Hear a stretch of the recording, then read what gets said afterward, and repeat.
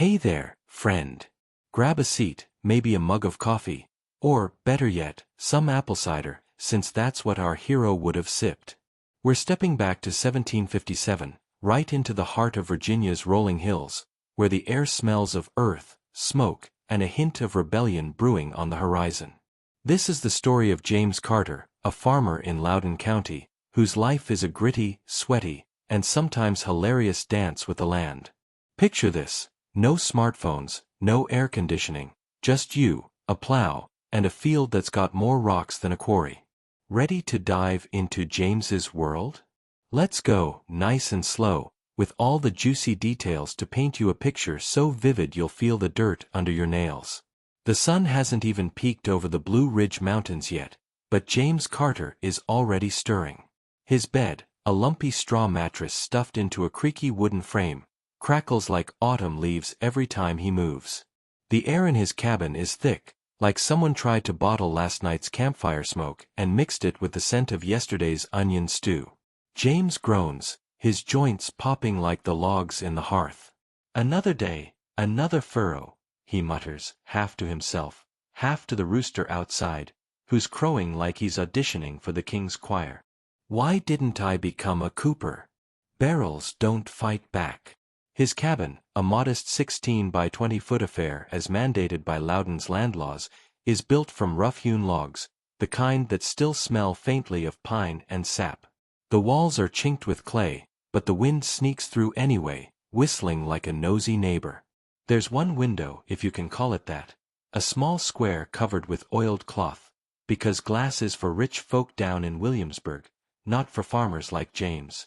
Inside, the furnishings are sparse: a wobbly table, a couple of stools, and a chest holding their worldly goods.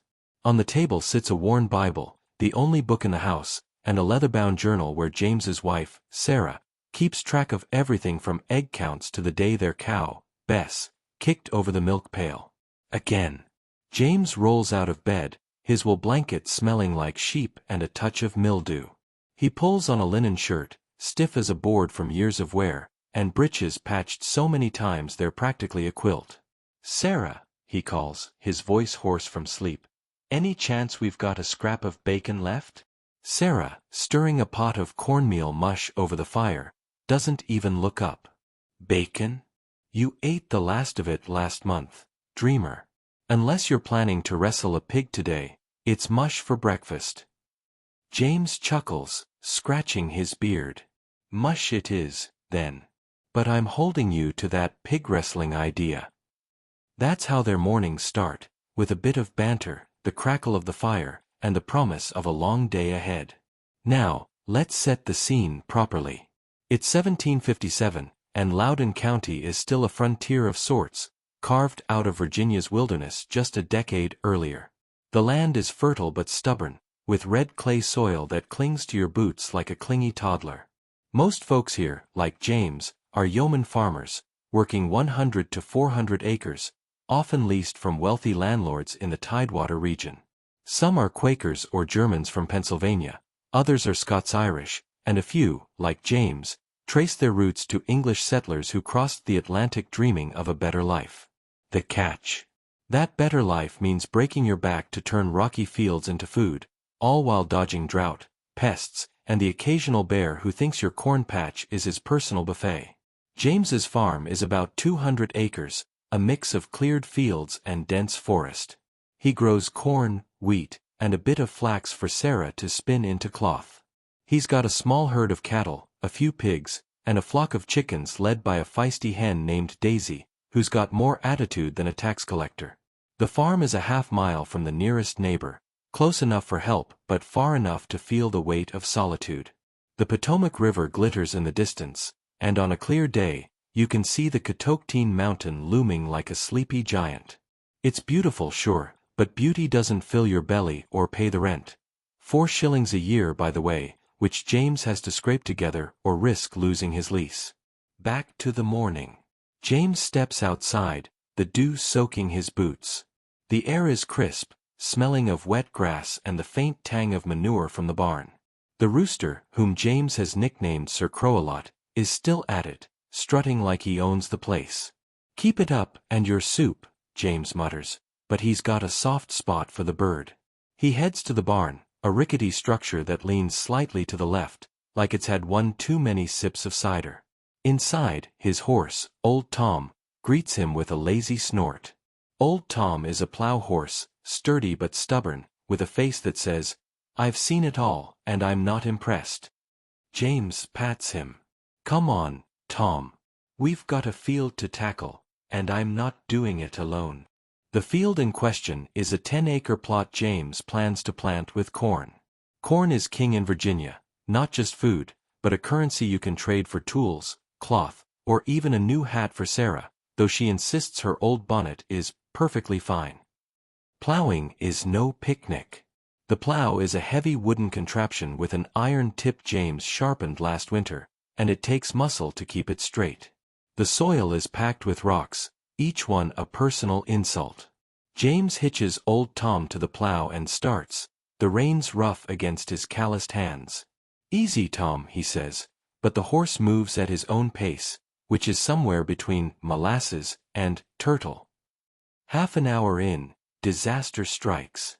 The plow hits a rock the size of a pumpkin, and the whole thing lurches, nearly toppling James into the dirt. "Blast it!" he yells, startling a flock of sparrows. He drops to his knees, digging around the rock with his hands. The soil is cool and gritty, sticking under his nails. And then, oh, you're gonna love this, a beetle, shiny and black as a polished boot, decides James's ear is the perfect spot for a morning stroll. "Get out!" James hollers, flailing like he's fighting off a bear. Old Tom, unfazed, starts nibbling a patch of clover, because horses don't care about your existential crises. James finally shakes the beetle loose, and it buzzes off, probably to plot revenge with its buggy buddies. "Come back, and I'll feed you to Daisy," James shouts, wiping sweat from his brow. This, my friend, is farming in 1757. It's you against the land, the weather, and a surprising number of insects with personal grudges. James spends the next few hours plowing, stopping only to dislodge more rocks or to take a swig from his water gourd. By noon, his shirt is soaked, his back aches, and he's muttering curses that would make a sailor blush. But there's a quiet pride in it, too. Every furrow is a step toward a harvest that'll feed his family, maybe even earn enough to buy a new plow blade. He looks at the field, half-plowed, and thinks, "Not bad, Carter. Not bad." James takes a break, sitting under an oak tree that's probably older than his great-grandfather. He pulls out a piece of cornbread Sarah tucked into his pocket, dry as a brick but comforting in its familiarity. As he chews, he thinks about the market in Leesburg, a bumpy 6-mile ride away. If the harvest is good, he'll load his cart with corn and wheat, trade for some iron nails or maybe a bolt of cloth for Sarah. She's been eyeing a blue fabric at the general store, though she'd never admit it. Practicality over vanity, she always says, but James catches her glancing at that cloth like it's a slice of heaven. The sun climbs higher, and James gets back to work. The field is starting to look like a field, not just a patch of dirt with ambitions. He's got a rhythm now: step, pull, grunt, repeat. Old Tom plods along, occasionally flicking his tail at flies. The air hums with the sounds of late spring, crickets chirping, birds squawking, and the distant lowing of Bess, who's probably plotting her next escape from the barn. James's mind wanders to the future. He's heard rumors of trouble with the British, talk of taxes and unrest in places like Boston. But that's a world away. Right now, his world is this field, this plow, this horse who's eyeing a dandelion like it's a 5-course meal. As the afternoon wears on, James's thoughts turn to home. Sarah's probably knee-deep in her own battles, kids, chores, and that blasted hen, Daisy, who's got a knack for causing chaos. He smiles, thinking of her sharp wit and the way she can make even a bad day feel bearable. "If I can get through this field," he tells himself, "I'll bring her something from the market. Maybe not that cloth, but a ribbon. She'd like a ribbon." It's a small gesture, but in a life where every day is a grind, small gestures are what keep you going. By the time the sun starts dipping toward the horizon, James has plowed a good chunk of the field. His hands are blistered, his back feels like it's been trampled by old Tom, and he's pretty sure that Beetle is still out there, plotting. But he's done enough for today. He unhitches old Tom, gives him a pat, and promises, "Extra oats tomorrow, you old mule." Tom snorts, unimpressed, and ambles toward the barn. James heads back to the cabin, his boots leaving muddy prints on the path. The air is cooling now, carrying the scent of blooming honeysuckle and the faint smoke from Sarah's fire. He can already hear the kids, Thomas, Eliza, little John, and baby Mary, laughing or arguing, probably both. And Sarah, no doubt, is in the middle of it all, stirring the pot, scolding Daisy the hen, and keeping the whole operation from falling apart. So, what do you think, friend? Ready to step into Sarah's world and see what it takes to keep a 1757 household running? Or maybe you're curious about what happens when James and his neighbors get together for a barn raising, complete with cider and a few questionable dance moves? Stick around, because this is just the start of James Carter's story, a tale of dirt, dreams, and the kind of stubborn hope that built a nation. The sun's barely peeked over the Blue Ridge Mountains, but Sarah's already up, her feet hitting the rough pine floorboards before Sir Crow-a-lot, that overzealous rooster, launches his morning concert. The cabin smells like last night's fire, boiled onions, and a faint mustiness from wool blankets that haven't seen a proper wash since spring. It's not exactly a rose garden, friend. Think more like a smoky attic with a side of stew. Sarah stretches, her joints creaking like the barn door, and ties her hair into a braid tight enough to double as a rope. Her linen dress, patched at the knees from scrubbing floors and kneeling in the garden, scratches her skin, but comforts for city folk, not farmers' wives like her. The hearth is the cabin's heartbeat, a stone beast that belches smoke like it's got a personal grudge. Sarah kneels beside it, coaxing embers back to life with a handful of kindling. The flames flicker, casting shadows on the log walls, chinked with clay that's crumbling like James's dreams of an easy harvest. She hangs a cast-iron pot over the fire, stirring cornmeal mush for breakfast, same as yesterday, maybe with a sprig of thyme if she's feeling fancy.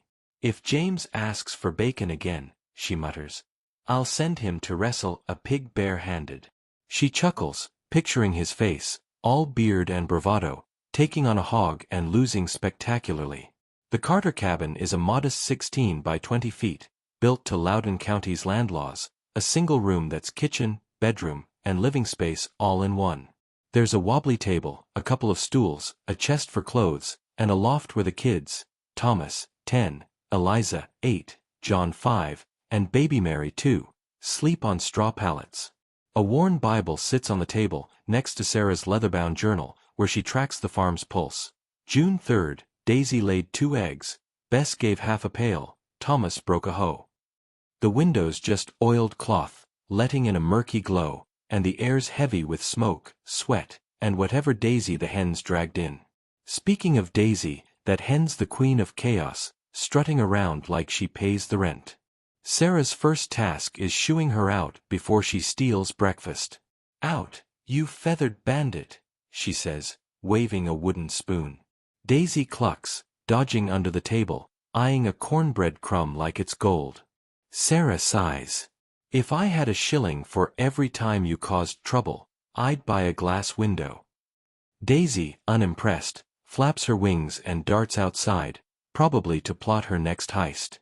Sarah shakes her head, muttering, "That hen's got more nerve than James when he's bargaining." The kids are stirring now, their footsteps thumping in the loft like a herd of tiny goats. Thomas clambers down, his hair a haystack. "Ma, can I go fishing?" he asks, dodging a swat from Eliza, who's right behind him. "Fishing?" Sarah says, raising an eyebrow. "You'll weed the garden before you see a creek, young man." Eliza giggles, but Sarah hands her a basket. "Egg duty, missy. And don't let Daisy peck you again." John, rubbing sleep from his eyes, trips over a stool, and baby Mary starts wailing from the loft. Sarah takes a deep breath. "Lord, give me strength," she mutters, already tallying the day's chores. Let's pause, friend, to appreciate Sarah's world. In 1757, a farmer's wife is the backbone of the family. Loudoun County records show women like Sarah didn't just cook. They spun flax, preserved food, tended gardens, and sometimes helped in the fields. They were the supply chain, the chef, and the CEO, all in a dress that weighed as much as a sack of flour. No washing machines, no grocery stores, just a fire, a needle, and enough grit to make a modern multitasker jealous. Sarah's day is a marathon, and she's running it with 4 kids and a hen who's basically a fifth. Breakfast is served, cornmeal mush, thick and gluey, with a molasses drizzle to bribe the kids. Sarah ladles it into bowls, the smell comforting if not exciting. "Eat up," she says. "It's this or nothing till supper." Thomas mutters about fish, but a stern look from Sarah quiets him. As they eat, she tends the fire, tossing in a log. The smoke stings her eyes, but she's used to it. Her life's a symphony of crackling wood, clucking hens, and kids' chatter. John tries sneaking a bite to Daisy, who's back inside, lurking like a spy.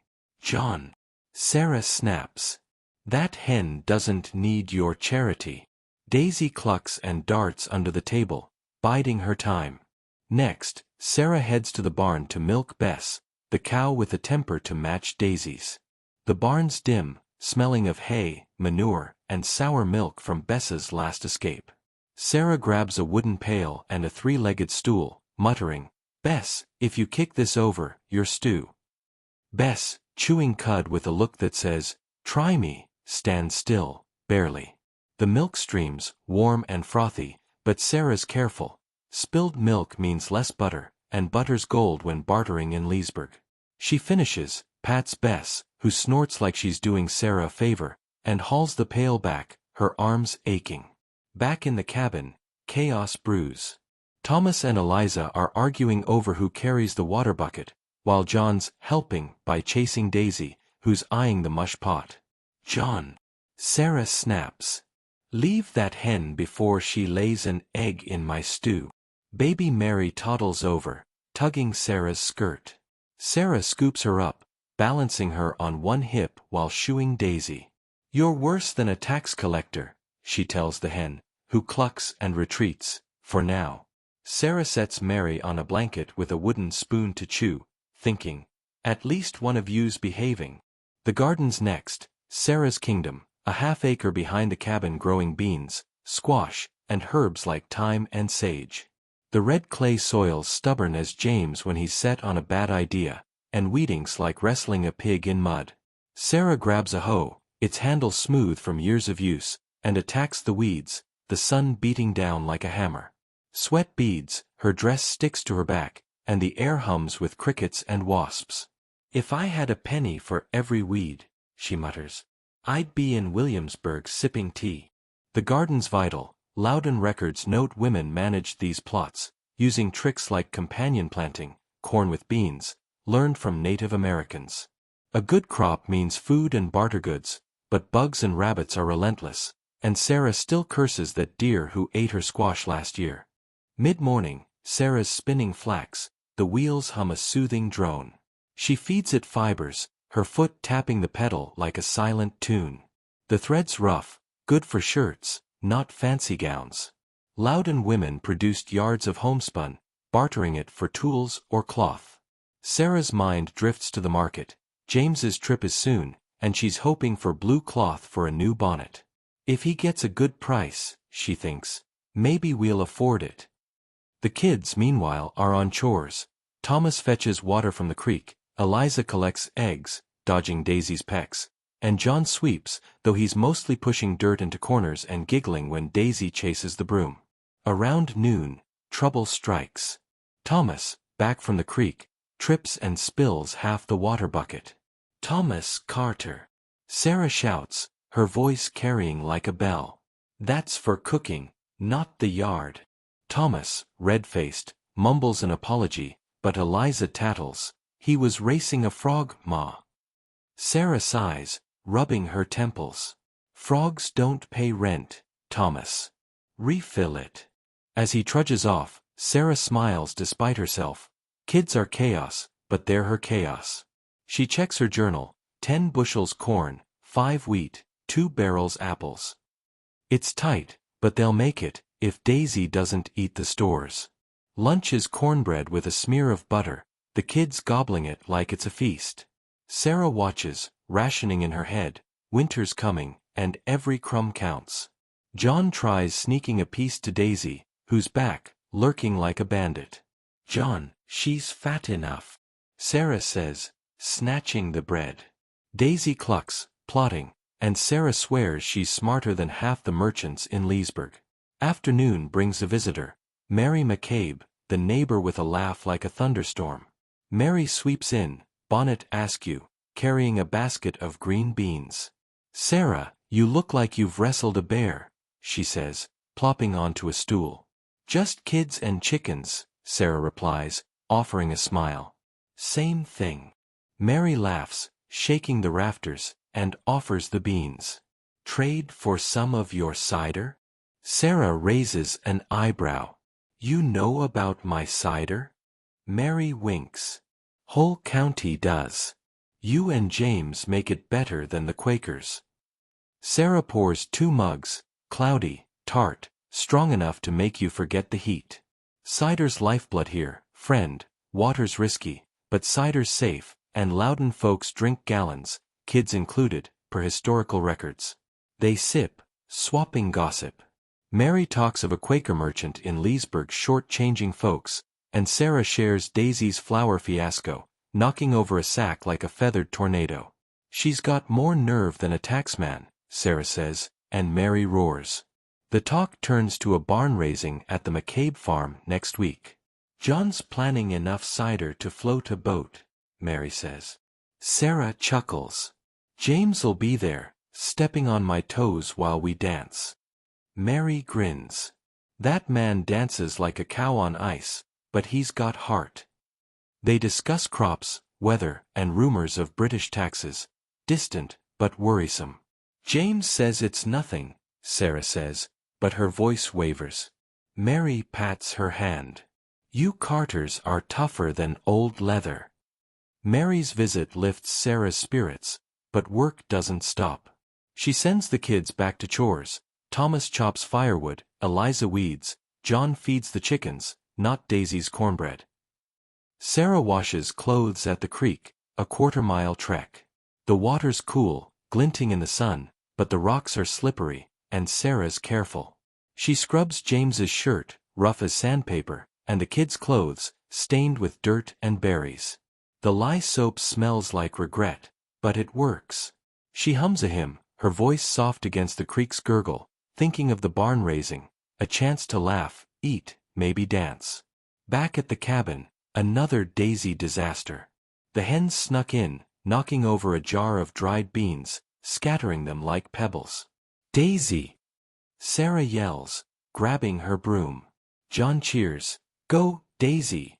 while Eliza tattles, "She's eating him." Sarah chases the hen, who flaps under the table, clucking like she's mocking her. The beans are saved, mostly, but Sarah's fuming. "One more stunt, and your supper," she tells Daisy, tying her outside.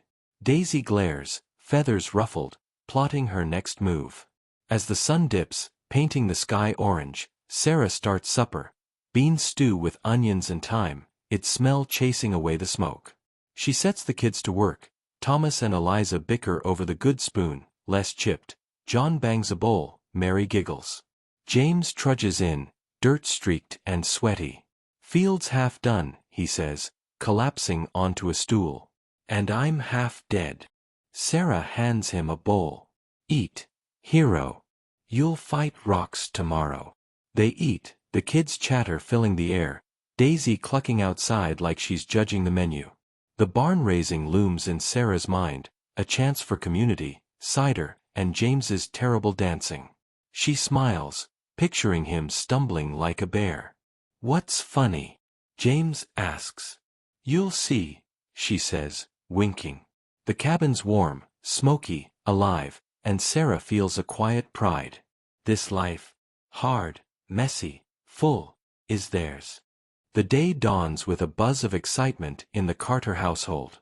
It's barn raising day at the McCabe farm, a half-mile down a trail that's more ruts than road, like a cart's worst nightmare. James is up early, pulling on his least patched breeches and a linen shirt that's stiff as a plank from Sarah's homemade lye soap.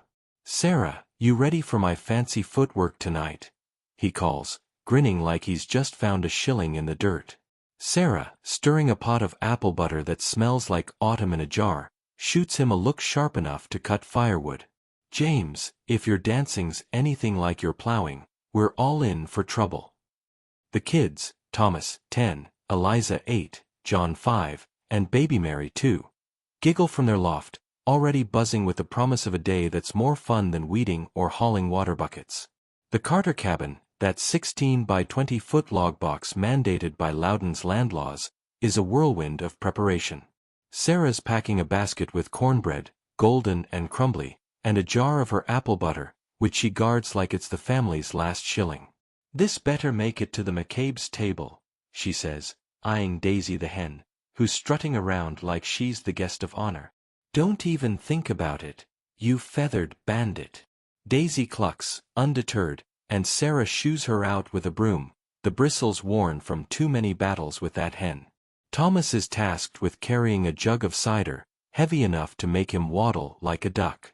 Eliza clutches a bundle of thyme and sage from the garden, and John's got a sack of dried apples, though he's sneaking bites when he thinks Sarah's not looking. Baby Mary's strapped to Sarah's back in a linen sling, cooing like she's got no cares in the world. "Let's set the scene proper, friend." Barn raisings in 1757 Loudoun County are a big deal, like a county fair crossed with a construction site. Historical records from Loudoun tell us these events were vital. Barns stored crops and sheltered livestock, meaning the difference between a full pantry and a hungry winter. But they're not just work, they're a celebration, with enough food to feed an army and cider to make you forget the heat. Loudoun's a melting pot, about 60% English settlers like the Carters, 20% Quakers and Germans from Pennsylvania, and a mix of Scots-Irish and enslaved Africans owned by Tidewater planters, who make up a somber but significant part of the workforce. Today's gathering at the McCabe farm will bring them together, a chance to swap stories, trade goods, and maybe settle who can lift the heaviest log. The Carters set out, the sun blazing like a blacksmith's forge. The trail to the McCabes is a dusty mess, with ruts deep enough to hide a hog. James leads, his boots kicking up red clay dust that clings like a jealous suitor. Sarah follows, balancing her basket and Mary, while the kids skip ahead, Thomas pretending he's a militia captain marching to war. "Keep up, General Thomas," James calls, chuckling. "Your army's eating apples instead of drilling." Eliza snickers, but John's too busy tossing pebbles to care. The air's thick with the scent of dry grass, pine, and honeysuckle, with a whiff of manure reminding them they're in farm country. A hawk circles overhead, its cry sharp against the hum of crickets, and Sarah swats a mosquito, muttering, "You're not invited to the party." They arrive at the McCabe farm to a scene that's pure chaos and joy. The field's alive with nearly 30 neighbors. Men hauling logs, women setting tables under sprawling oaks, kids racing through the grass like wild colts. John McCabe, a burly Scots-Irish farmer with a beard like a briar patch, barks orders like he's leading a charge. "Lift that beam, lads, not your egos," he shouts, and the men laugh, their shirts soaked with sweat. The barn's frame is taking shape, a skeleton of fresh-cut timber that smells of sawdust and hope. Sarah spots Mary McCabe, her friend with a laugh like a thunderstorm, arranging platters of cornbread, roasted pork, and bean stew on tables that groan under the weight. Enslaved workers, like Amos, a quiet man with a knack for carving wooden pegs, move among the crowd, their presence a silent reminder of the colony's complex labor system. "Sarah, you made it," Mary calls, her voice booming across the field. "Got that apple butter?" Sarah holds up her jar, grinning. "Only if you keep John from guzzling our cider first." Mary winks. "No promises, darlin'." The women set to work, laying out food while swapping tales. Mary whispers about a Quaker merchant in Leesburg, Hannah, who's been short-changing folks on grain trades. Sarah shares Daisy's latest kitchen heist, knocking over a flour sack like a feathered bandit. That hen's got more nerve than a tax collector, Sarah says, and Mary's laugh shakes the leaves off the oak. They pour mugs of cider, tart and strong, the kind that makes you forget the blisters forming on your hands.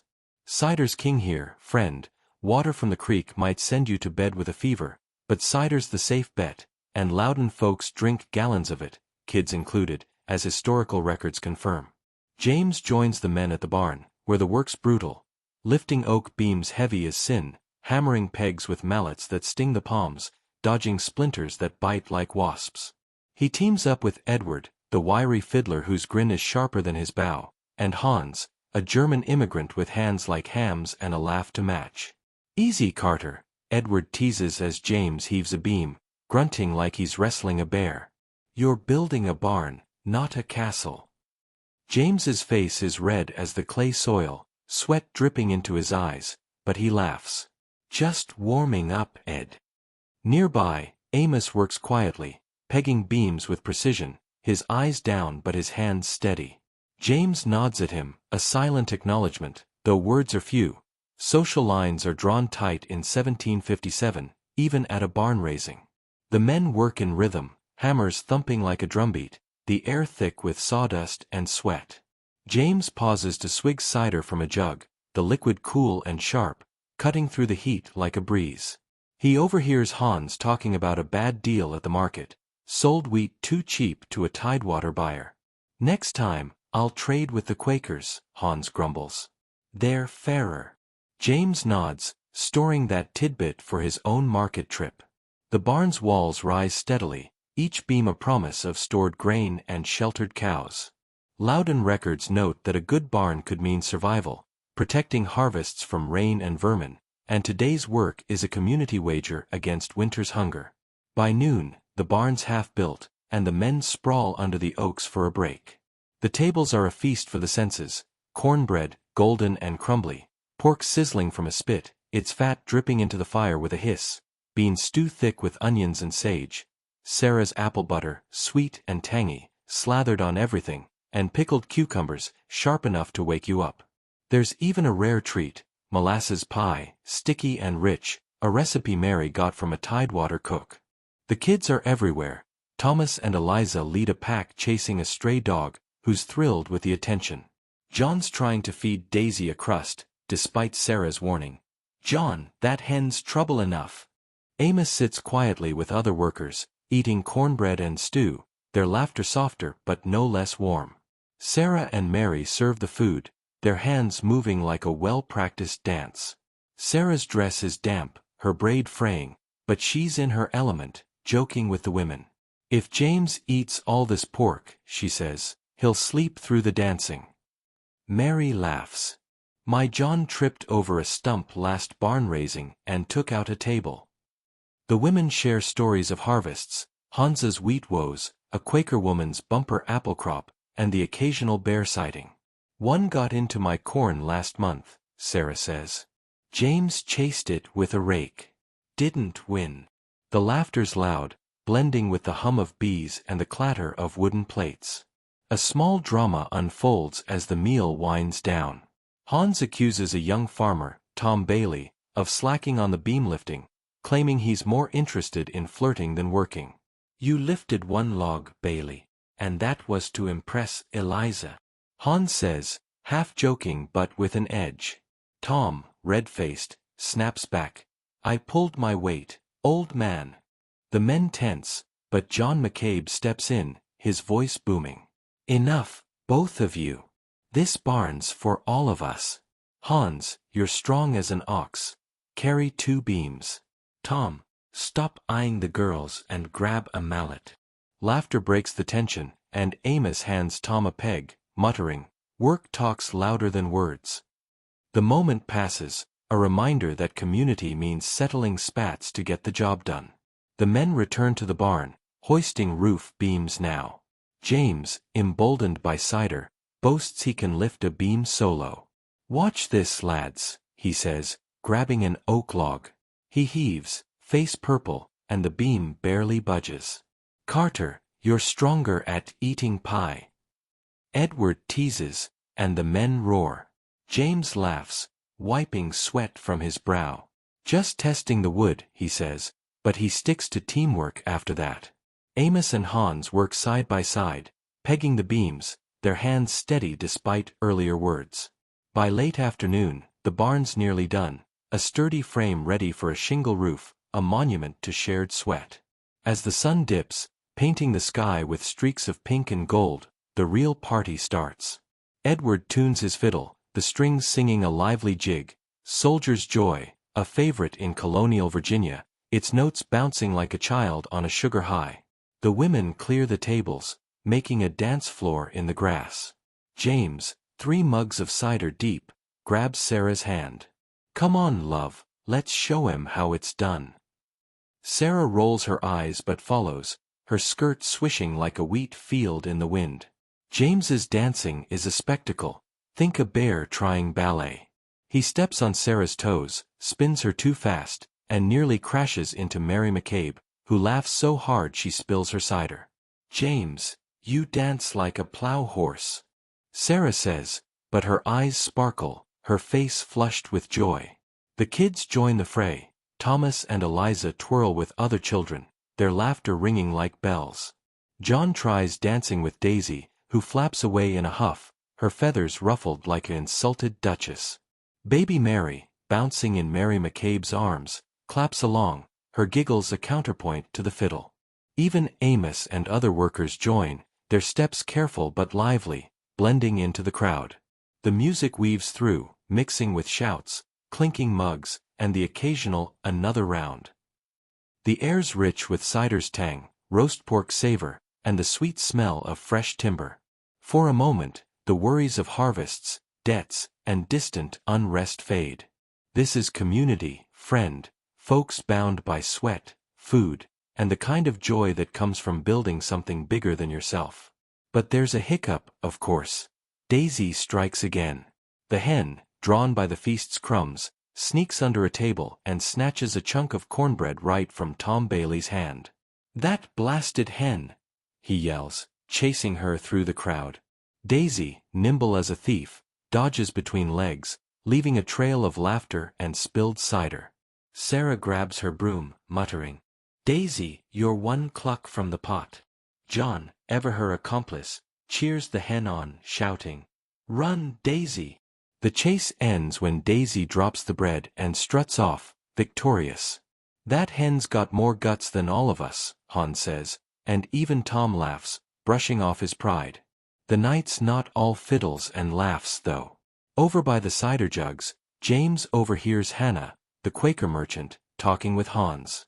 "Merchants in Leesburg are hoarding grain," she says, her voice low. "Says it's for the army up north.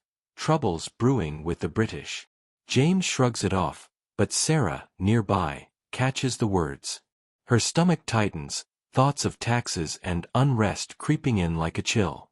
She pushes it down, focusing on James's clumsy spin, but the world feels heavier, like a storm cloud on the horizon.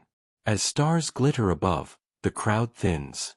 The carters gather their things, empty cider jug, crumbs of cornbread, a sleepy Mary. Thomas and Eliza reenact the dance, twirling imaginary partners, while John mutters about Daisy's betrayal. James slings an arm around Sarah, his face warm with cider and laughter.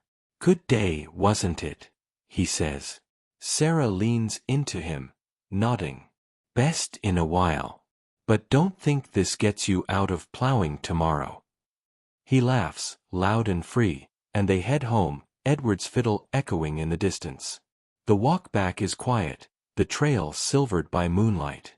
The air's cooler, carrying dew and pine, with a hint of smoke from the McCabe fire. James carries Mary, who's dozing, while Sarah herds the kids. The barn raising has filled their hearts, but fall looms, with its harvest and the need to fill the pantry. James is already planning a market trip to Leesburg, hoping to trade corn for nails or that blue cloth Sarah's eyed. Markets are their own beast, dusty, loud, and full of hagglers who'd cheat you out of your boots if you let them. The day starts before dawn, with James already muttering curses at old Tom, his plow horse turned cart hauler. The Carter cabin, that 16 by 20-foot log box, smells of smoke, cornmeal, and the faint tang of Sarah's pickled beans. James is loading his cart, a rickety contraption that creaks like it's begging for retirement, with sacks of corn and wheat, the fruits of months of sweat and beetle battles. "If this doesn't fetch a good trade," he grumbles, tying a rope around a sack, "I'm selling you, Tom." Old Tom snorts, unimpressed, his tail flicking at a fly like he's swatting James's dreams. Sarah's in the doorway, baby Mary on her hip, handing James a hunk of cornbread wrapped in cloth. "Don't let those merchants fleece you," she says, her voice sharp but warm. "And get that blue cloth if you can. I'm tired of this bonnet looking like a rag." James grins, scratching his beard. "Cloth, nails, and maybe a ribbon for you, love. But if Daisy sneaks along, I'm not responsible." Sarah glances at Daisy, who's strutting nearby, eyeing the cart like it's her personal chariot. "Keep her here, or she'll steal half the market," Sarah warns, shooing the hen with a broom. Thomas, Eliza, and John watch, giggling, as Daisy clucks in protest, feathers ruffled like an insulted noble. "Let's paint the picture, friend." The Leesburg Market, 6 miles from the Carter farm, is the heartbeat of Loudoun's economy in 1757. Historical records describe it as a dusty square where farmers barter crops for tools, cloth, or salt. Cash is scarce, so everything's a trade. It's a melting pot, too. English settlers like James, Quakers with their plain hats, German immigrants with thick accents, Scots-Irish with fiery tempers, and enslaved Africans working for Tidewater planters, their presence a quiet weight in the crowd. The market's also a rumor mill, talk of British taxes, militia drills up north, and merchants hoarding goods for some shadowy army. James is no stranger to markets, but today's trip feels big. A good trade means winter supplies, a bad one means debt, and debt's a shadow that looms like Catoctin Mountain. James sets out, old Tom plodding along, the cart creaking with every rut. The trail's a nightmare.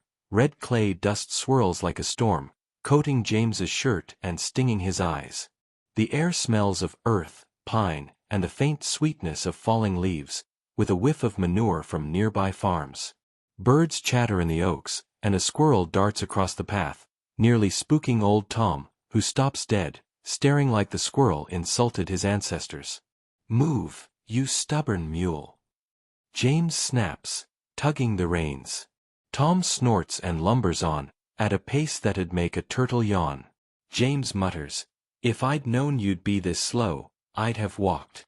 Halfway to Leesburg, trouble strikes. The cart hits a rock, and a wheel wobbles, threatening to snap like a dry twig. James curses loud enough to scare a flock of sparrows, hopping down to inspect it. "Blast it, Tom, you picked the worst spot," he says, kneeling in the dust. The wheel's loose, the axle groaning like an old man. James rummages for a spare peg, his hands gritty with clay, and hammers it in with a rock, sweat dripping down his face. "If this breaks in Leesburg," he tells Tom, "you're pulling me home." Tom nibbles a weed, unfazed. James climbs back up, praying the fix holds, and they limp on, the cart creaking like it's singing a dirge. By mid-morning, Leesburg comes into view, a cluster of log houses, a tavern, and the market square, alive with noise and motion. The square's a riot of color and chaos. Farmers with carts of grain, merchants hawking iron pots, women trading eggs and herbs, kids darting underfoot. The air's thick with smells, roasting meat, fresh hay, leather, and a sour hint of spilled cider. James guides old Tom to a spot near the tavern, tying him to a post. "Don't eat the town," he says, patting the horse. Tom snorts, eyeing a pile of straw like it's a buffet. James unloads his sacks, stacking them beside the cart, his back aching like he's plowed a field. The market's a sensory overload, like a modern flea market with no Wi-Fi and more livestock. A German butcher, Klaus, shouts about his sausages, his accent thick as sauerkraut. A Quaker woman, Hannah, sells linen cloth under a sign that reads, "Fair Trade," her bonnet as plain as her prices are honest. A Tidewater merchant, Mr. Ellis, lounges by a cart of fancy goods, glass bottles, pewter spoons, his smirk saying he'll take your corn and your pride. Enslaved workers like Amos, from the barn raising, haul goods for planters, their faces guarded but their hands quick. James starts small, approaching Hannah's stall. Got corn and wheat, he says, gesturing to his sacks. Need nails and cloth, blue, if you've got it. Hannah, her eyes sharp but kind, inspects a sack. Good grain, Carter. 6 pounds of nails and a yard of blue linen for 2 bushels of corn. James hesitates. Nails are dear, but Sarah's heart's set on that cloth.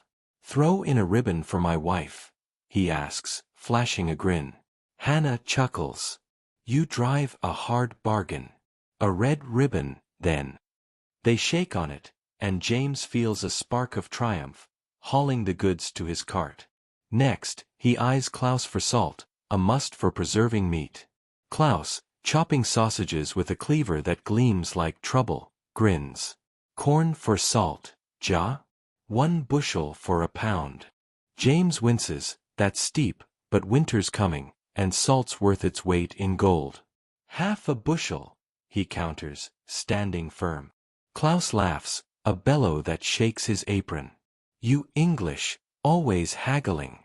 3/4 bushel, final. James grumbles but agrees, handing over the grain and pocketing the salt, its crystals rough through the sack. The market's not all smooth trades, though. Trouble brews when James spots Mr. Ellis, the Tidewater merchant, eyeing his cart. Ellis, with a coat too fine for Loudon's dust, saunters over. Carter, your wheat's middling at best, he says, poking a sack. I'll take a bushel for a pewter spoon. James bristles. His wheat's as good as any. That spoon's not worth a handful of chaff, he snaps. Ellis smirks, but before it escalates, Amos passes by, carrying barrels for a planter. He mutters to James, watch Ellis, he swapped bad flour for good corn last week. James nods, grateful, and turns Ellis away. No deal, friend. Try your spoons on someone greener. Midday brings a curveball, Daisy. That blasted hen, smuggled in the cart, probably John's doing, escapes and bolts into the market, clucking like she owns the place. Daisy, you feathered fiend. James yells, chasing her past Hannah's stall. Daisy dodges a cart, steals a crust from a kid, and dives under Klaus's table, leaving a trail of feathers and laughter. The crowd roars. Klaus waves his cleaver, joking, that hen's sausage now. James, red-faced, grabs Daisy, who squawks like she's being murdered. You're staying tied up, he says, securing her to the cart with a rope. Thomas, who tagged along, giggles. She's faster than old Tom, Pa. James sighs. Don't give her ideas. Lunchtime offers a break, and James buys a skewer of roasted pork from a vendor, the meat dripping with fat and smoky flavor. He shares it with Thomas, the two sitting on the cart, watching the market's pulse. The air's alive with shouts, fresh eggs, iron pots, and the clatter of hooves. James overhears Hannah talking with Amos about unrest in the Tidewater, planters hoarding goods, talk of militia forming. It's coming, Hannah says, her voice low. James feels a chill, but pushes it aside. Just get through today, he tells himself, chewing pork and dreaming of Sarah's smile when she sees that cloth. The afternoon brings a bigger snag. A farmer, Will Tate, accuses another, Ned Harper, of stealing a sack of his barley from the market's edge. I saw you near my cart, Will shouts, drawing a crowd. Ned, a wiry Scots-Irish man, snaps back. I'd sooner steal a pig than your moldy grain. The argument heats up, fists clenching, until Hannah steps in, her Quaker calm like a cool breeze. Peace, friends. Let's search. James joins the effort, checking carts, and Amos spots the sack, misplaced under Ned's cart, likely bumped in the chaos. No theft, just a mistake, Amos says, lifting it. Will grumbles but shakes Ned's hand, and the crowd disperses, Hannah's quiet authority saving the day. James admires her grit, thinking, Sarah'd like her. As the sun dips, James makes one last trade with Klaus for a small knife. Sharp, perfect for farm work, for half a bushel of wheat. He's got nails, blue cloth, a ribbon, salt, and the knife, but his cart's lighter, his grain nearly gone. The market's winding down, merchants packing up, kids chasing a stray goat. James loads his goods, unties Daisy, who glares like she's plotting revenge, and hitches old Tom, who's napping. "Wake up, you old mule," James says, nudging him. The cart creaks, the wheel holding, barely, and they head home, dust trailing like a comet. The ride back is quieter, the trail silvered by twilight. The air's cooler, smelling of dew and wood smoke, with crickets singing a lullaby. James, Thomas beside him, thinks of Sarah, the kids, and the winter ahead. The market's a gamble, good trades, but the rumors of unrest linger like a bad taste. He fingers the ribbon in his pocket, red as a cardinal, and smiles. "Sarah'll like this," he says. Thomas nods, clutching a stick he's pretending is a musket. "Can Daisy come next time?" he asks. James laughs. "Not unless we're selling trouble."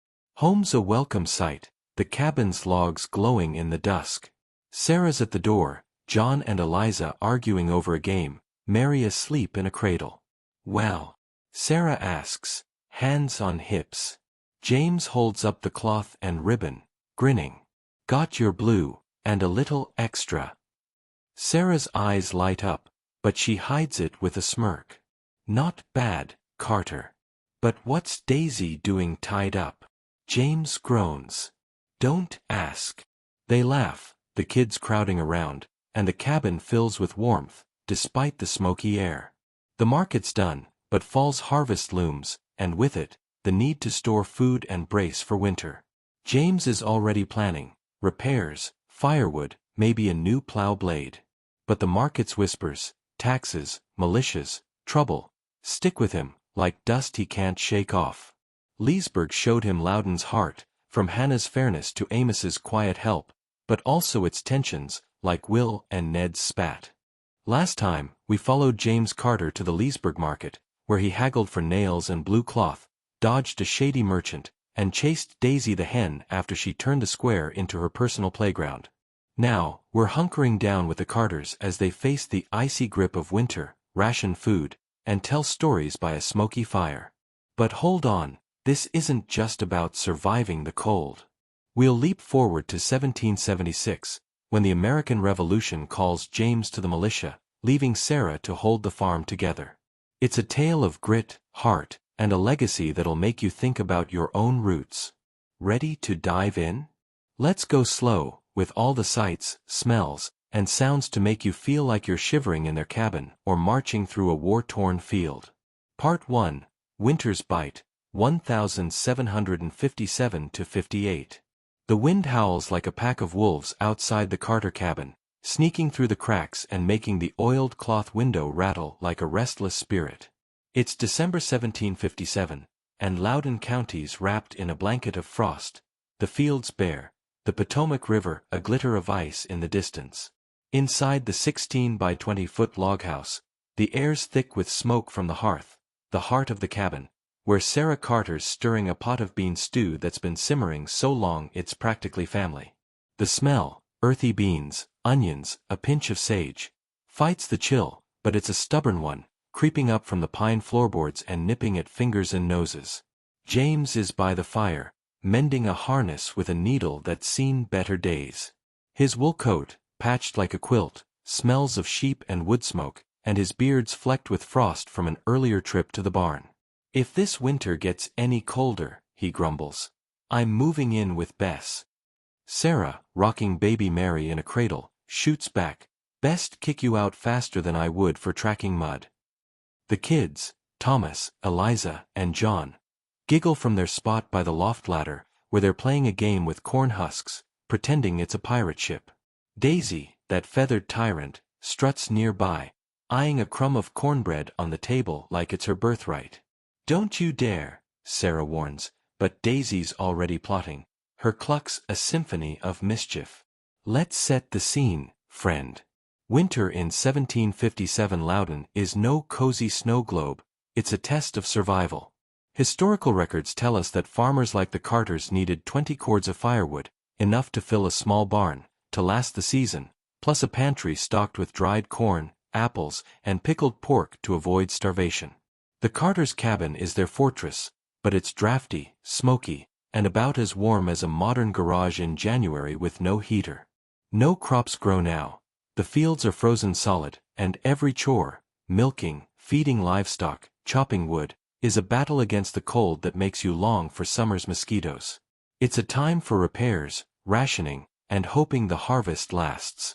Sarah's morning starts with breakfast, cornmeal mush, again, because variety's a luxury when snow's piling up. She ladles it into wooden bowls, adding a drizzle of molasses to quiet the kids' complaints. "Eat up," she says, her voice firm but kind. "It's got to keep you till supper." Thomas, now 12, groans. "Mush again? I'd rather eat old Tom's oats." James chuckles, ruffling his hair.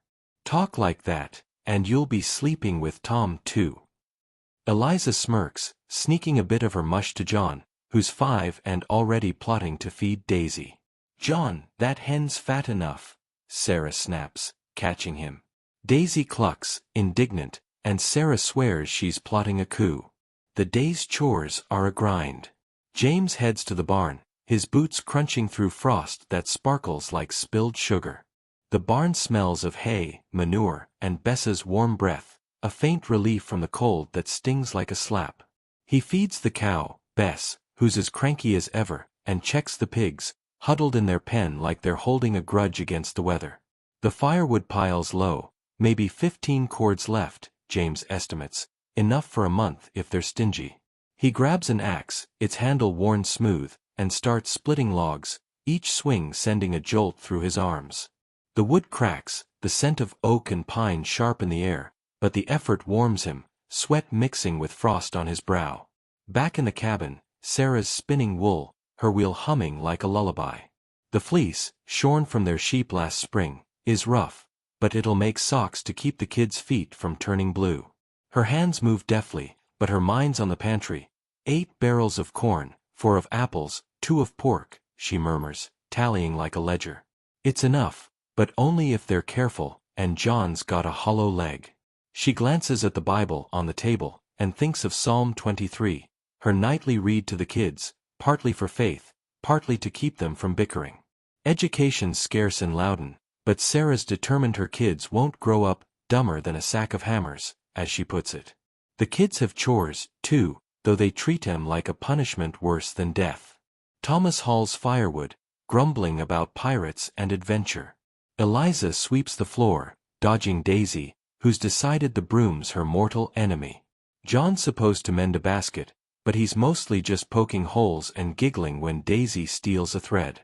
Baby Mary toddles, tugging at Sarah's skirt, her giggles a bright spot in the cold gloom. Sarah scoops her up, humming a hymn, her voice soft against the wind's howl. "You're the only one not causing trouble," she says, kissing Mary's forehead. Mid-morning, disaster strikes, classic Daisy. The hen, emboldened by a gap in her coop, sneaks into the cabin and knocks over a jar of dried apples, scattering them like autumn leaves.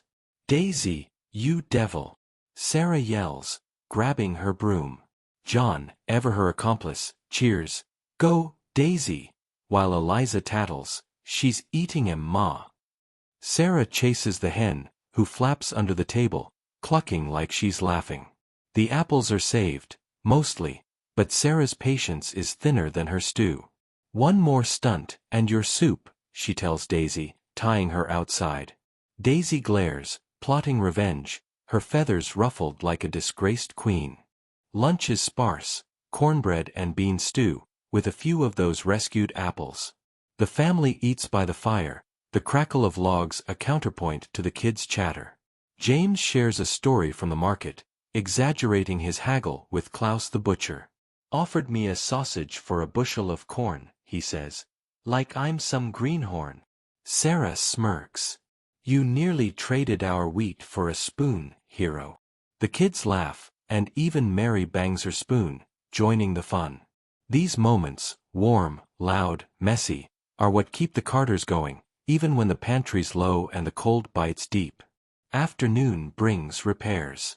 James patches the cabin's chinking, smearing clay into cracks where the wind sneaks in like a thief. Sarah mends a shirt, her needle flashing in the firelight, while teaching Eliza to stitch. Small stitches, like this, she says, guiding her daughter's hand. Thomas and John whittle sticks into toy soldiers, their chatter about battles filling the air. The cabin's a cocoon, smoky and cramped, but it's theirs, and every repair, every stitch, is a stand against winter's siege. Evening falls, and the family gathers for stories. James spins a tale about a bear he chased last summer, making it sound like he wrestled it bare-handed. Big as a barn, with claws like scythes, he says, eyes wide. Thomas leans in, hooked, while Eliza rolls her eyes. Pa, you ran faster than the bear, she says, and Sarah laughs, nearly spilling her cider. Sarah reads from the Bible, her voice steady, the words a comfort against the dark. The kids drift off, and James and Sarah sit by the fire, planning. If we stretch the corn, Sarah says, we'll make spring. James nods, squeezing her hand. We always do, love. Part 2. The Winds of War, 1776. Now, friend, let's fast forward to 1776. The Carters are older, the kids grown. Thomas is 20, Eliza 18, John 15, and Mary 11. The cabin's the same, but the world's not. The American Revolution's in full swing, and Loudon's no longer a quiet frontier. British taxes, once rumors, are now a chokehold, and militias are forming. James, at 45, feels the call to serve, despite Sarah's protests. You're a farmer, not a soldier, she says, her voice tight. But James, stubborn as old Tom, joins the Loudon militia, promising, just a few months, love. Winter 1776 finds James in a militia camp near Alexandria, a muddy sprawl of tents and campfires. The air smells of smoke, wet wool, and the sour tang of unwashed men. His comrades are a mix: farmers like him, a blacksmith named Sam, a gruff sergeant named Hale, and young Will Tate from the market spat years ago. The camp's a shock. No cozy cabin, just a canvas tent that leaks like a sieve and food that makes Sarah's mush look gourmet. Salt pork and hardtack, like chewing gravel. James's musket, heavy and cold, feels foreign in hands used to plows. Life's rough. Mornings mean drills, stumbling through snow to learn formations James barely understands. Carter, you march like a cow. Hale barks, but there's a grin in it. James trips over a root, earning laughs and mutters, "Give me a field, not this parade." Afternoons are chores, chopping wood, hauling water, or cleaning muskets that jam in the cold. Nights bring stories by the fire, Sam spinning tales of Boston's riots, Will whispering about independence. James listens, torn. Freedom sounds grand, but he misses Sarah's stew and Daisy's chaos. Back home, Sarah's the rock. The farm's hers to run, with Thomas helping in the fields and Eliza managing chores. The pantry's thin, war's driven prices up, and merchants hoard. Sarah barters corn for salt, her journal now tracking militia news. James left January 3rd. Pray he's safe. She teaches Mary to read, John to mend harnesses, and keeps Daisy from eating their seed corn. You're worse than the British, she tells the hen, who clucks defiantly. Neighbors like Mary McCabe help, sharing firewood, but the winter's brutal, snow piling high, the cabin's hearth working overtime. James's militia stint isn't glorious. In March, they're sent to scout near the Potomac, hunting British spies rumored to be stirring trouble. The march is hell, snow to the knees, boots leaking, James's hands numb. They spot tracks, and Hale orders a chase. James, heart pounding, follows, his musket slippery with ice. It's no battle, just a skirmish, a few shots, shadows fleeing, no one hurt. Spies, maybe, Hale says, spitting. James, shaking, thinks, I'd rather fight beetles. The camp celebrates with extra cider, but James feels hollow, dreaming of home. By April, James is back, thinner, his beard wilder. Sarah greets him with a hug and a quip. "You fought a cow, not the British, didn't you?"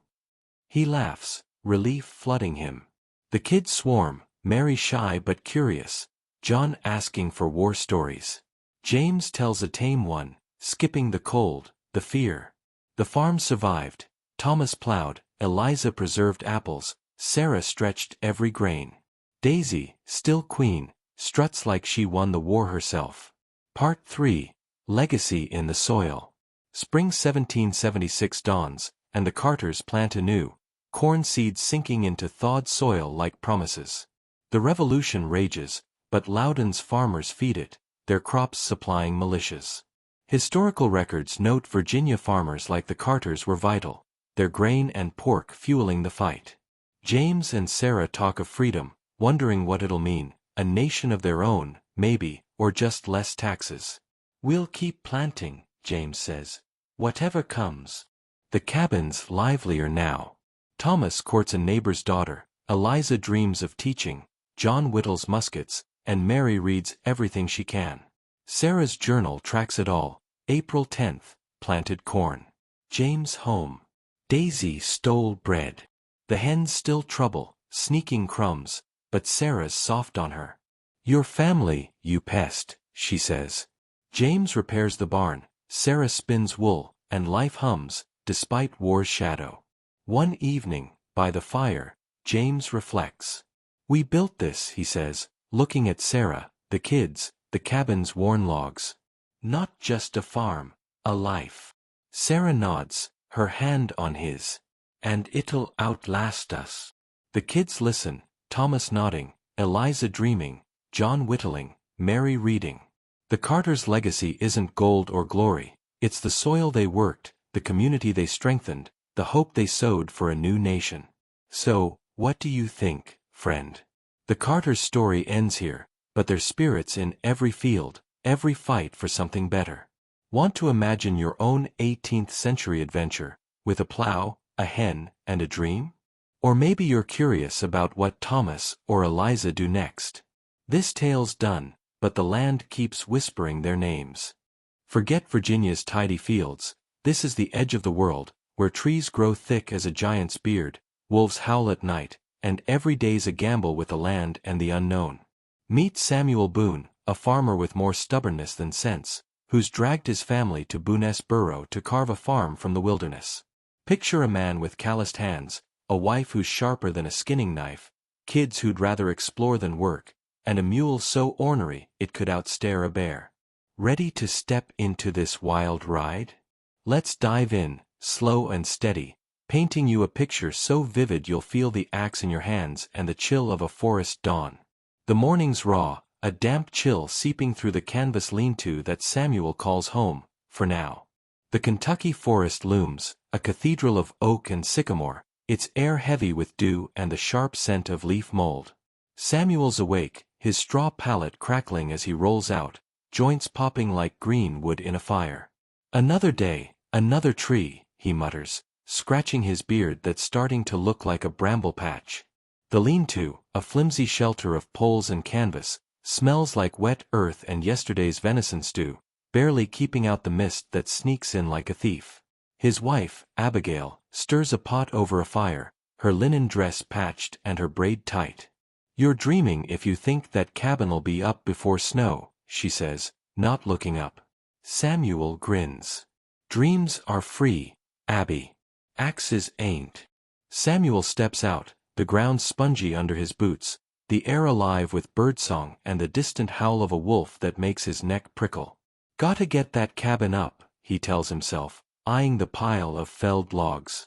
The lean-to's no match for winter, and Abigail's made it clear she's not freezing through December. He grabs his axe, its blade nicked but sharp, and heads to a half-cleared patch where stumps stick up like teeth. "Come on, Stub," he calls, hitching the mule to drag a log. Stub snorts, planting his hooves like he's staging a sit-in. "Move, you four-legged rock." Samuel yanks the rope, and Stub budges, just enough to make Samuel feel like he's won a war. Clearing land's brutal, friend.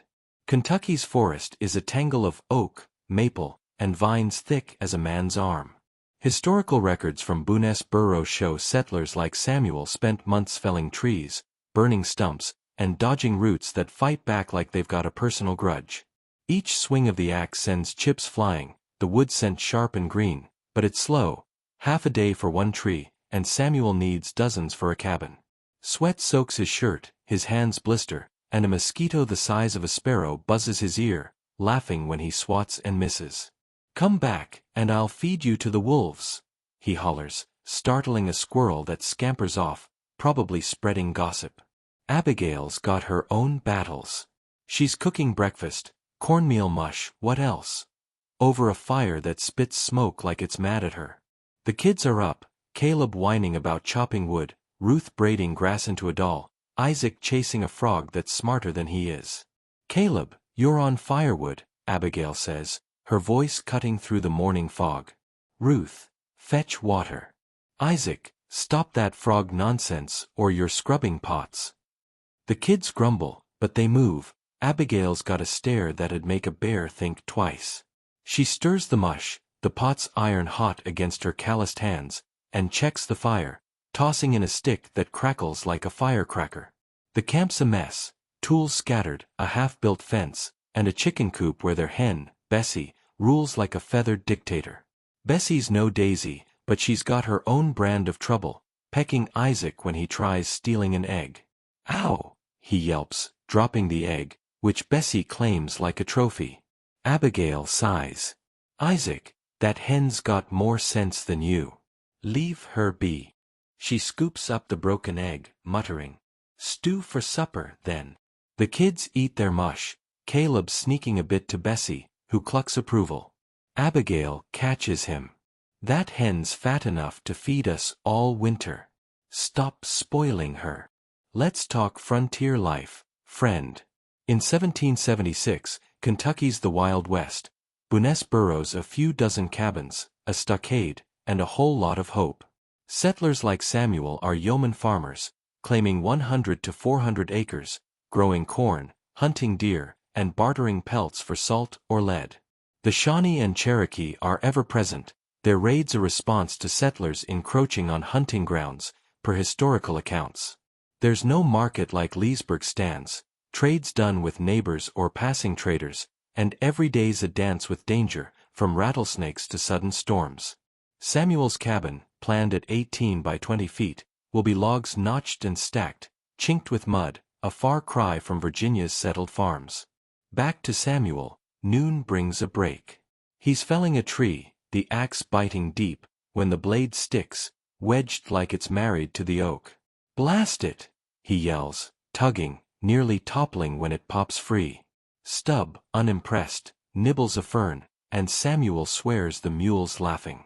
He hacks on, muscles burning, until the tree groans and falls, crashing like thunder.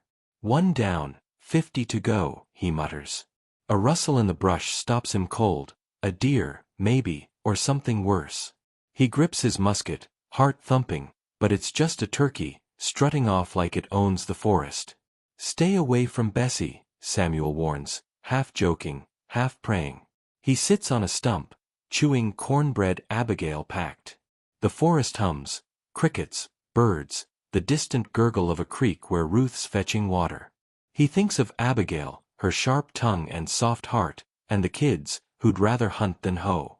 "If we get this cabin up," he tells himself, "we'll make it." But Kentucky's no Virginia. Loudon's rocks were child's play compared to this tangle, and the Shawnee aren't neighbors you invite for cider. Historical records note frequent skirmishes, with settlers building stockades for protection.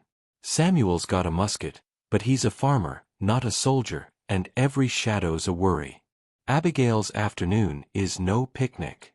She's preserving venison, salting strips from a deer Samuel shot last week. The meat's gamey, the salt rough, and the air's thick with flies that'd steal your supper if you blinked. She works fast, her knife flashing, while keeping an eye on Isaac, who's helping by poking the fire. "Isaac, you'll burn us out," she snaps, shooing him. Ruth's back with water, her bucket sloshing, and Caleb's splitting wood. His axe swings wilder than Samuel's temper. Abigail checks her journal. 2 barrels corn, 1 venison. Bessie laid 3 eggs. It's enough. But Winter's a hungry guest. Trouble brews when Bessie escapes her coop, chasing a grasshopper into the clearing.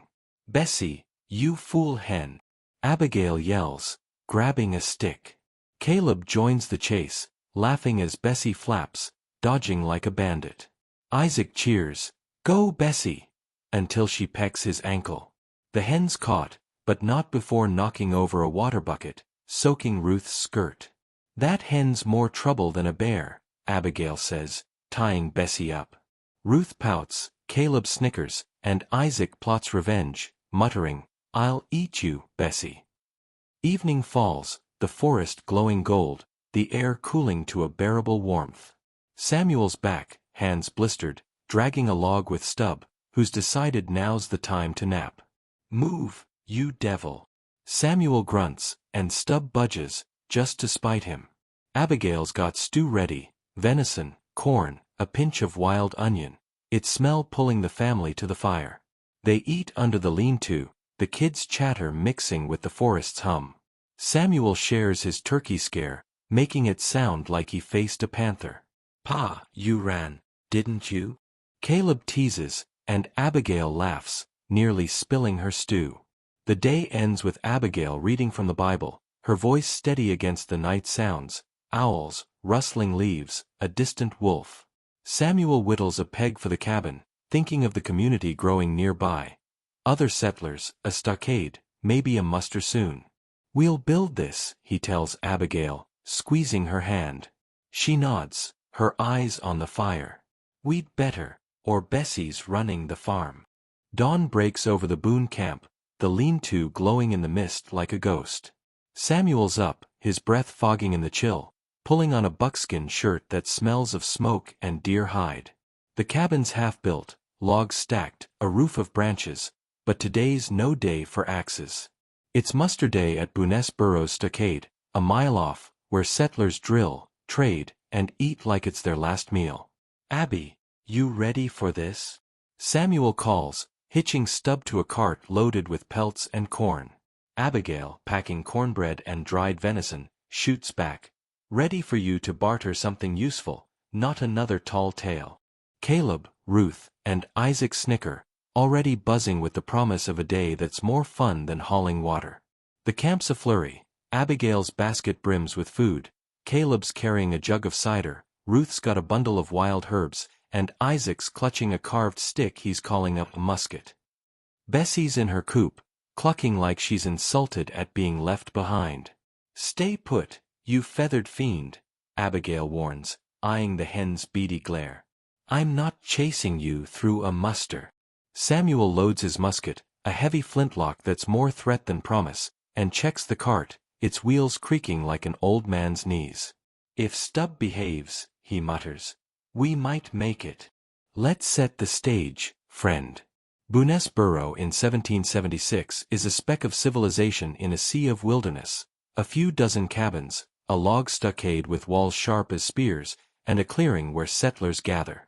Historical records paint it as a hub for musters, where militias drilled against Shawnee raids, and trade happened, bartering pelts for salt or lead.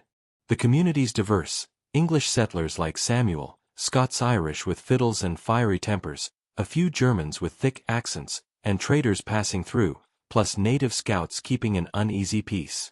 Today's muster is work and play, militia drill in the morning, trade and feast by noon, dancing by night, all under the shadow of war, British stirring trouble east, Shawnee closer to home. The Boones set out, the trail a muddy snake through the forest, roots snagging the cart like their pickpockets.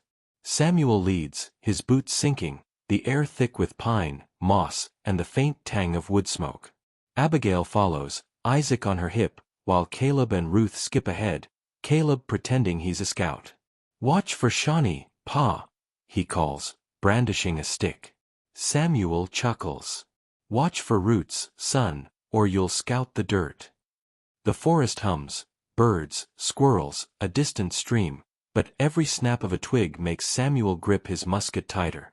Shawnee raids are real, per frontier accounts, and though some trade with settlers, trusts as thin as Abigail's stew. They reach Bunes Burrows stockade, the clearing inside buzzing like a beehive kicked over. 24 settlers mill about, men in buckskin drilling with muskets, women setting tables with venison and cornbread, kids chasing a piglet that's escaped its pen. Captain Amos Reed, a grizzled Scots-Irishman with a voice like gravel and a beard like a briar patch, barks orders. "Line up, ye louts, or the Shawnee'll have ye for breakfast." Abigail spots Mary Tanner, a neighbor with a laugh like a bell, arranging food under a sycamore. "Abby, brought that venison?" Mary calls, her bonnet askew. Abigail holds up her basket. "Only if you keep Amos from drinking our cider." Mary winks. "No promises, darland." Samuel joins the militia drill, his musket heavy, hands more used to axes than triggers. "Left, right, ye clods." Amos shouts, and Samuel stumbles, nearly tripping over Caleb, who's watching like it's a circus. "Boond dance better than he marches," teases Eli, a wiry fiddler with a grin sharp as his bow. Samuel laughs, red-faced, but keeps at it, the drill a clumsy dance against a real threat. Shawnee raids hit hard, historical records show, burning cabins and taking captives, and every man's needed, farmer or not. Samuel's heart's not in soldiering, he'd rather plow than parade, but he thinks of Abigail, the kids, and swings his musket like it matters. Abigail and Mary set up food: golden cornbread, venison stew thick with wild onions, tart wild plums, and Abigail's cider, sharp enough to wake a corpse. The women swap tales. Mary's cow got stuck in a creek last week, Abigail's Bessie raided the corn like a feathered thief. "That hen's worse than a fox," Abigail says, and Mary roars, her laugh shaking the leaves.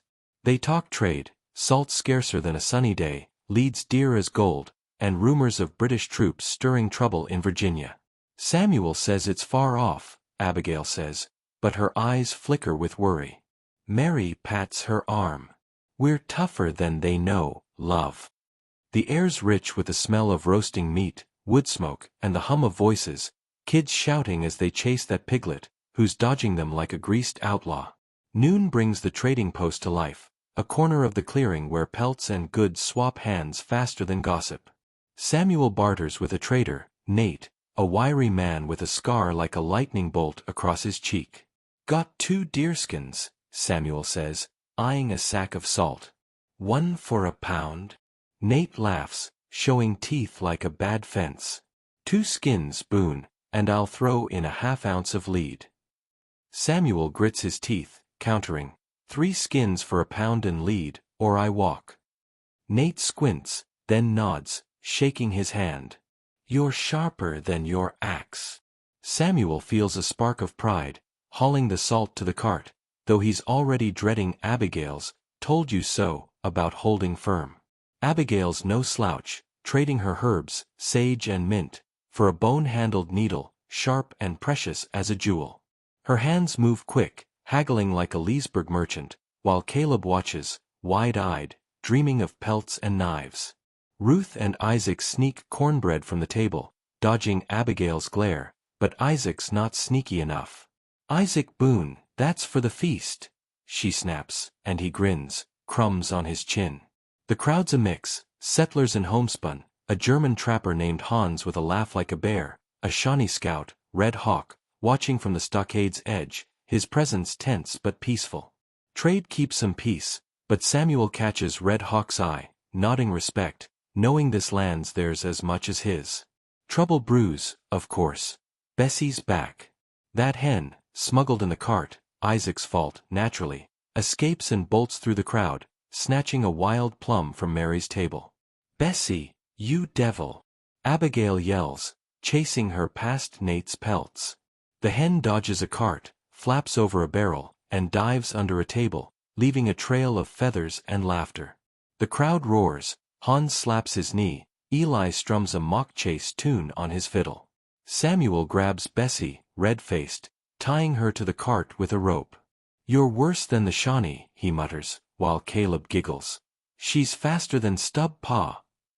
Abigail sighs, muttering, that hens one cluck from the pot. The feast follows, tables groaning under food, venison stew, corn mush with bear grease, plums, and cider flowing like a river. Samuel sits with Eli, who spins a tale of a bear chase so wild it's half myth, half moonshine.